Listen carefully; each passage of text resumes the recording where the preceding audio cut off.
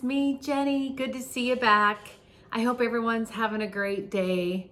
Today, I want to talk about something that I saw on social media this morning, and it said, make routines, not resolutions. And I thought that that was just a brilliant statement. So we need to be consistent to see results, and it has to be a part of our daily routine. I have done my share of diet and exercise programs over the years, and I am in no way an expert on this topic, but I think it's time that we should go find someone who is. And this is the perfect lead-in to introduce my very first guest. Her name is Kimberly Owen, and she's the owner of Just Breathe Health and Wellness. I'm really excited to talk to Kimberly. I've done some reading, and this woman is amazing. Her credentials, education, and service to others is awe-inspiring. She's also been chosen to be the kickoff speaker for the 2022 Grand Lake Health Challenge. So without further ado, let's go meet Kimberly.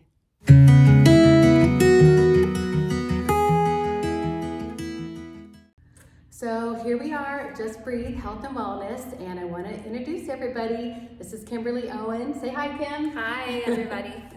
All right, guys. So first of all, Kim, I just want to tell you that I am loving all the classes that you have here. You've got plants and yoga. You had some sound healing yoga coming up, which what's that all about? Well, I have a teacher that does vibrational sound therapy, and so she uses singing bowls and crystal bowls while we're doing the yoga practice. So awesome. It's gonna be awesome. Awesome. You have so many fun things, and I'm so sorry to say that I missed yoga with kitties. You guys know I love cats. I do.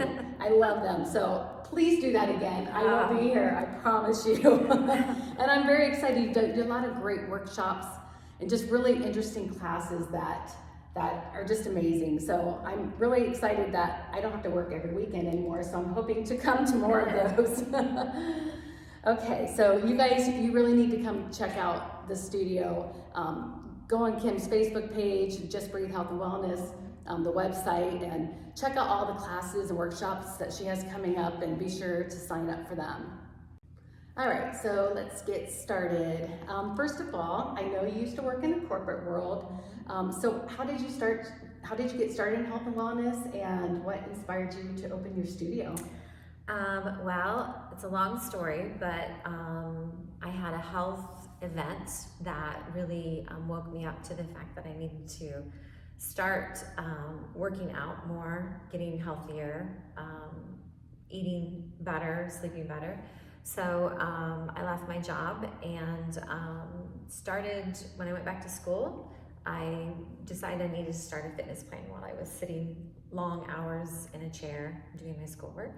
So got started doing classes at the Y, and that kind of evolved into wanting to be a teacher because that kept me motivated. We're going to talk about motivation and inspiration later, but to keep working out. And then I just really got tired of having my yoga studio in my trunk. So I decided I needed a place to physically put my mat. So I got the studio, and it's named in honor of my son Cody, that has cystic fibrosis, which affects his lungs. So hence the name Just Breathe. Awesome, awesome. Okay, so Kimberly, you have your master's degree as a life coach. And so I read something that I thought was just really cool, and I just learned a lot. I just thought it was interesting that there's a difference between inspiration and motivation. Inspiration is when you try to get somebody to do something that they want to do, and motivation is trying to get somebody to do something that they do not want to do. Okay, yes, I agree. And what I want to say about that is, I mentioned when I first started teaching or working out at the Y, I started to teach because I felt like that would be motivation that I would have to show up, because I never worked out in a group fitness setting in my entire life. So that's the motivation that got me to the teaching, but it's the inspiration that keeps me teaching and keeps me loving what I'm doing. Otherwise, I would have stopped a long time ago. So yeah, absolutely. Okay, so at the beginning of the video, I mentioned that I saw something on social media that I want to ask you this. So why is making routines more important than making resolutions? So I think that making resolutions, first of all, gets a bad rap because people think, oh, I'm going to make a resolution, but statistically, people don't stick with them. So therefore, if I don't hit my goals, then it's okay because nobody else does. So making routines and more what I call rituals, having things that, if you're setting some goals, life goals, health goals for yourself at the beginning of the year or even on a Monday, people like to start on a Monday, set the rituals that you need to put into place to make that happen. And that might just be scheduling, if it's, based on fitness, scheduling in your workouts, if it's based on food, spending your Sunday evenings or afternoons prepping and planning and shopping, but making things become a ritual, will set those habits more into your lifestyle and make it just become a part of your life versus making it a resolution that's something that you have to hit. And then what happens after that? You want to make it more ritual and routine. So, right. Yes. I agree with that because I am kind of working on that right now too. More about a lifestyle change rather than a diet. Yes. So what do we struggle with the most in our overall health? Well, that's a big question because I think everyone struggles differently, but I work a lot with women, somewhat with men, but with women, what I see is a lot of self-esteem and self-image issues. For instance, if we are overweight, struggling with our weight, is that related to we don't value ourselves enough to spend that time to take care of ourselves? So, that's a deeper question that every woman has to ask herself. And I call it doing shadow work to figure out why and where, the lack of self-esteem or not valuing yourself enough to spend that time, where does that come from in my life?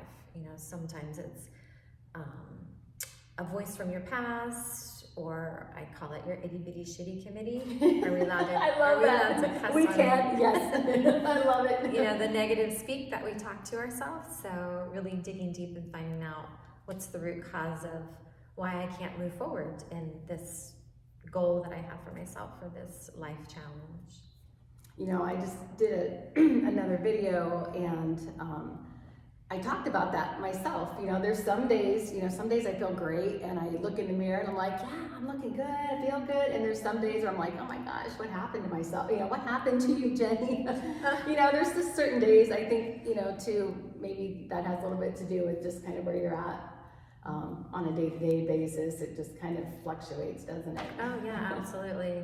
And something that I do, my grandson made me many, many years ago when he was little, a birthday card. And it says, happy birthday, Nana. You are so beautiful. I love you so much. Aww. And I have that on my refrigerator. So every morning somebody tells me how beautiful I am. Aww. And that just makes the whole difference in your day. That's a great so idea. Even if you write yourself a note and put it on your bathroom mirror that tells yourself how beautiful you are, it just really makes a big difference. Awesome. Great idea. Yeah.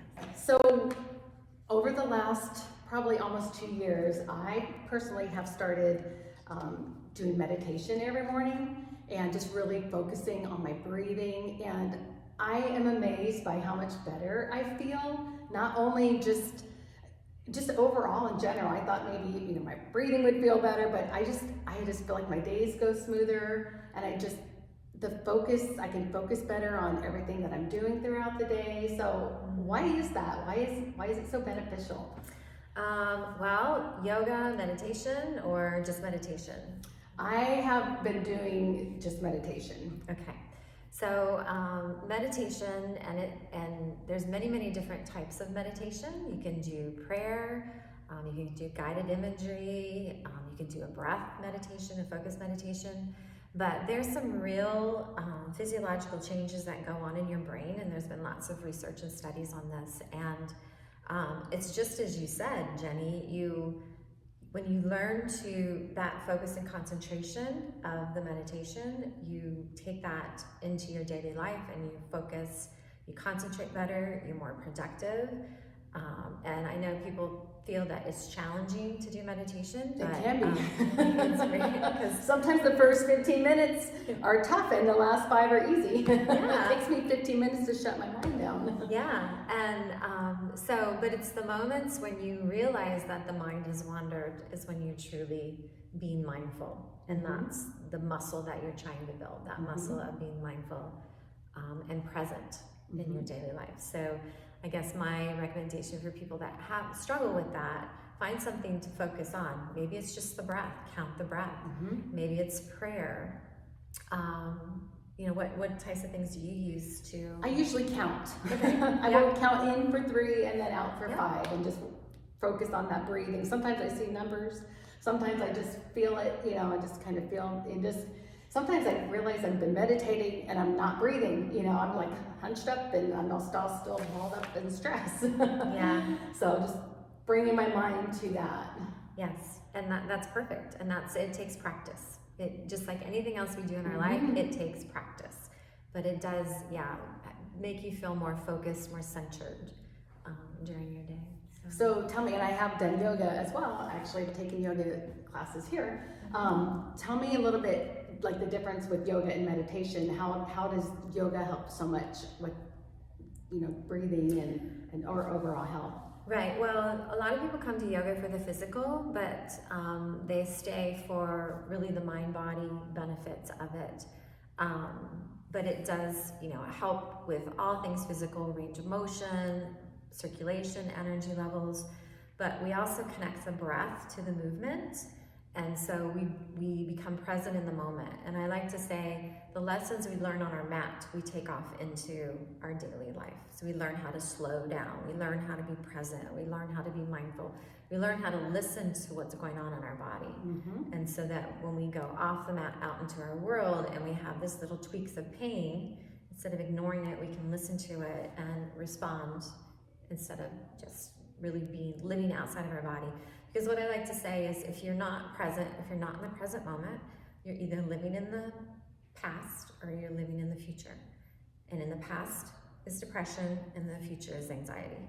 So we need to be fully present, and being mindful and meditation teaches us how to do that. I love that. That's Thank awesome. Okay, Kimberly, can you leave us with your best advice for anyone who wants to live their best life? Sure. So I just wrote a blog on this. I spoke at the Grand Lake Health Challenge kickoff, and people asked me for a presentation, so I put this, it's on my website and it's under the blog, but it's really, there is not one recommendation, it's more a holistic perspective, looking at the 5 foundations of breath is most important, thoughts, which is that mindfulness, nutrition, movement, which is exercise, and then your lifestyle. And I talk more and more about this on the blog. So if you want to read that, go to my website. But really, it's not one thing. We have to find balance. We have to be in balance, or we're not going to live our best life. It all has to kind of click for us. So paying attention to all of those foundations is really important. Everything in moderation, right? Yes. Awesome. Great. Well, Kimberly, thank you so much for being my first guest. And it was awesome talking with you. And I hope I can come back sometime and do this again. Sure, absolutely. Thank you for asking me to be your first guest. I'm honored. Great. Great. All right. Well, guys, we'll see you later. Bye.